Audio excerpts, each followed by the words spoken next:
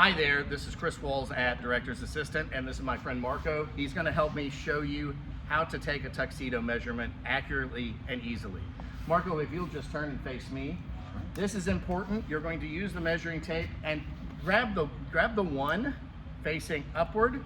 You're gonna come around his neck using 2 fingers between his neck and the measuring tape, and you're gonna take at the half measurement, so 16, 16 and a half, and he is a 16. Now Marco, if you'll turn around for me, we're going to show them the sleeve measurement. You'll turn just a little bit more for me. There we go. So the most common mistake with sleeve measurements is they start here and go down.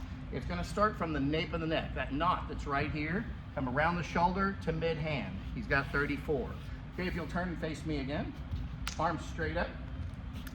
You're going to wrap around the student and put your arms down.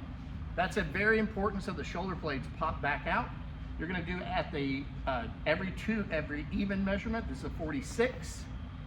Down to the natural waist where the belly button is. Give a quick squeeze, 39. And then the last measurement, we need to know the length of the pants. We do not take the inseam. We take the outseam only.